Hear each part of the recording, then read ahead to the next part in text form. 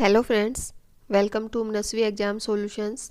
Friends, आज जो topic हम डिस्कस करने वाले हैं वो है स्कैम्प्स थ्योरी ऑफ मैथमेटिक्स लर्निंग। ये डीएलएड के मैथमेटिक्स के एग्ज़ाम में सेकंड यूनिट का टॉपिक है। इससे पहले फर्स्ट यूनिट के टॉपिक हम कवर कर चुके हैं। यदि अभी तक आपने वो वीडियो नहीं देखी है तो आप देख सकते हैं। उनका लिंक आपको इस वीडियो के लास्ट में मिल जाएगा या आप चैनल की प्लेलिस्ट में जाकर उन वीडियो को देख सकते हैं। आइए देखते हैं स्कैम्प्स थ्योरी ऑफ मैथमेटिक्स लर्निंग। जो स्कैम्प है इनका पूरा नाम रिचर्ड स्कैम्प है और ये रिचर्ड स्कैम्प इंग्लैंड के मैथमेटिशियन थे। बाद में इन्होंने साइकोलॉजी की भी स्टडी की। शिक्षा के क्षेत्र में अधिगम से संबंधित 3 सिद्धांतों का प्रयोग किया जाता है। ये 3 प्रकार के सिद्धांत है: व्यवहारात्मक सिद्धांत, ज्ञानात्मक सिद्धांत और संरचनात्मक सिद्धांत। स्कैम्प ने गणित के क्षेत्र में संरचनात्मक सिद्धांत का प्रतिपादन किया है। स्कैम्प तथा हिबर्ट द्वारा संपादित एक पुस्तक में यह वर्णन किया गया है कि गणितीय कक्षा में समझ किस प्रकार की होनी चाहिए, कि मैथमेटिक्स की क्लास में अंडरस्टैंडिंग कैसी होनी चाहिए। यद्यपि इन दोनों लेखकों ने अलग अलग शब्दों का प्रयोग किया है। स्कैम्प ने इंस्ट्रूमेंटल तथा रिलेशनल शब्दों का प्रयोग किया है, जबकि हिबर्ट ने प्रोसीजरल एंड कंसेप्चुअल शब्दों का प्रयोग किया है। लेकिन दोनों का कार्य एक ही है, एक ही प्रकार का है। दोनों मामलों में संबंधात्मक तथा संप्रत्यात्मक समझ को कर्मानुसार यंत्रात्मक तथा प्रक्रियात्मक समझ से ज़्यादा महत्व दिया गया है। रिलेशनल और कंसेप्चुअल अंडरस्टैंडिंग को ज़्यादा इम्पोर्टेंस दी गई है। परिणाम स्वरूप उपयुक्त शिक्षण व्यूह रचनाओं को प्रस्तुत किया जाता है। इन व्यूह रचनाओं में समस्या समाधान, जांच पड़ताल, विचार विमर्श तथा गणित विषय पर लंबी चर्चा शामिल है। स्कैम्प के अधिगम के संरचनात्मक सिद्धांत के अनुसार अधिगम एक सक्रिय प्रक्रिया है। जो लर्निंग होती है वो एक्टिव रहकर ही की जा सकती है, जिसमें अधिगमकर्ता नए संप्रत्यों का निर्माण करते हैं जो उनके अतीत के तथा नवीन ज्ञान पर आधारित होते हैं। अधिगमकर्ता कौन होता है? जो कोई सीखने वाला होता है, लर्नर होता है। जो लर्नर होता है वो नए नए कंसेप्ट का निर्माण करता है, और वो जो नए कंसेप्ट का निर्माण करता है वो उनके पुराने ज्ञान पर, अतीत के ज्ञान पर आधारित होते हैं। जब भी कुछ नया सीखा जाता है तो उससे रिलेटेड थोड़ी बहुत नॉलेज पहले से ज़रूर होती है। स्कैम्प के अनुसार गणित का अधिगम 2 प्रकार से किया जा सकता है। इसमें फर्स्ट है इंस्ट्रूमेंटल अंडरस्टैंडिंग, यांत्रिक समझ, और सेकंड है रिलेशनल अंडरस्टैंडिंग, संबंधात्मक समझ। इन दोनों ही तरीकों का यूज करके मैथमेटिक्स को सीखा जा सकता है। स्कैम्प के अनुसार अधिगमकर्ता स्कीमेटा का निर्माण करता है, जिसमें कि वो नई जानकारियों को पहले से प्राप्त की गई जानकारी से जोड़ता है। स्कीमेटा एक परिकल्पनात्मक मानसिक संरचना है जो कि स्मृति में जमा अवधारणाओं को प्रस्तुत करता है। स्कैम्प के अनुसार मैथमेटिक्स सीखने में इमोशंस की भी महत्वपूर्ण भूमिका है। नेक्स्ट देखते हैं instrumental understanding and relational understanding क्या होती है। पहले देखते हैं यांत्रिक समझ क्या होती है। इंस्ट्रूमेंटल अंडरस्टैंडिंग, यह समझ यांत्रिक, बार बार करके सीखना, नियम, सूत्र आदि से संबंधित होती है। इसमें बिना कारण जाने नियमों या सूत्रों को लागू कर दिया जाता है। इस प्रकार की समझ से बालक कोई भी परिस्थिति या पर्सन को सिर्फ सूत्र का प्रयोग करके हल कर देगा, उसमें संकल्पनात्मक समझ विकसित नहीं होगी।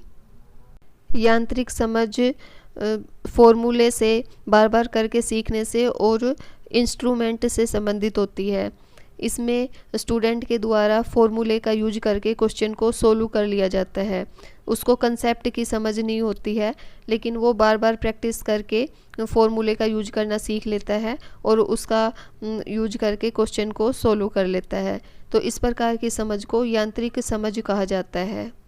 फॉर एग्जाम्पल, यदि टीचर स्टूडेंट्स को कोई फॉर्मूला बताते हैं और उस फॉर्मूले से रिलेटेड क्वेश्चन करने के लिए देते हैं, उस फॉर्मूले का यूज करके स्टूडेंट्स क्वेश्चन सोल्व कर लेते हैं, तो इस प्रकार की समझ को इंस्ट्रूमेंटल अंडरस्टैंडिंग कहा जाता है।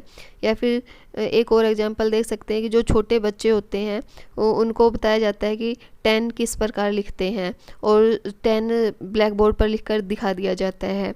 तो ये भी एक इंस्ट्रूमेंटल अंडरस्टैंडिंग का एग्जाम्पल है। गणित में यांत्रिक समझ के द्वारा सही उत्तर मिलने पर सफलता का एहसास होता है, जिससे कि विद्यार्थियों का आत्मविश्वास बढ़ता है। अतः संबंधों की समझ की अपेक्षा यांत्रिक समझ में सफलता आसान है। यांत्रिक समझ के द्वारा गणित में कम ज्ञान के आधार पर भी सही हल अर्जित किए जा सकते हैं।